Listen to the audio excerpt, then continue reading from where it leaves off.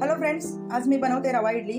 रवा इडलीसाठी लागणारं साहित्य, मी 1.5 वाटी रवा घेतला, 1 वाटी मी उडदाची डाळ घेतली, ती रात्री भिजवून घेतली, सकाळी मिक्सरवर वाटून घेतली आणि आता मी रव्यामध्ये मिक्स करून एक तासासाठी मी मुरत ठेवलेला आहे। इकडे आहे कांदा आणि कढीपत्ता। आपण सांबारला फोडणी मारणार आहोत। हे सांबाराला फोडणी मारण्यासाठीचे साहित्य आहे। आता आपण आधी सांबार बनवूया। तर सांबाराला मी तडका लावते आणि सोबत आहे नारळाची चटणी पण बनवणार आहे। सांबार बनवायला घेतलेला आहे, त्याच्यामध्ये मी सांबार मसाला, मीठ आणि कांद्याचे तुकडे करून घातलेले आहेत। कांदा सांबार बनवते, त्याच्यानंतर बाकीचे सगळे मसाले, हळद, हिंग हे घालून इकडे तळत ठेवलेलं आहे। आता आपण त्याच्यावरती तडका मारूया। तडक्यामध्ये मी कांदा आणि इतर मसाले, कांदा, कढीपत्ता, जिरं, मोहरी हे सगळं घातलेलं आहे। आपण आता तडका मारूया।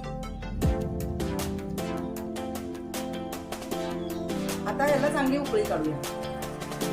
आता आपण चटणीला तडका मारूया। पहिल्यांदा मोहरी घातले,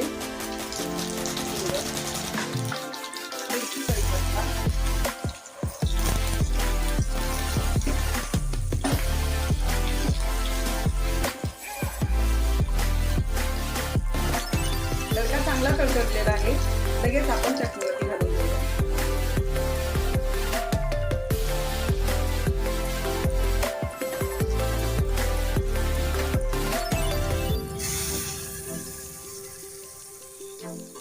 ओल्या नारळाची चटणी मी बनवलेली आहे, चवीला खूप छान लागते।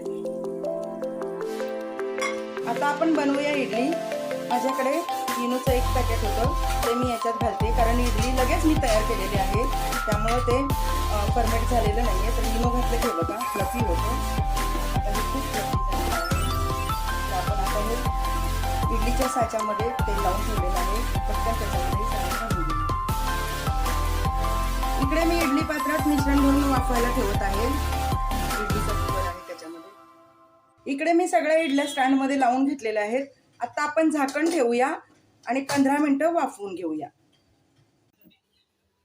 इकडे तयार झाल्यात आपल्या सगळ्या इडल्या, चवीला खूप छान लागतात।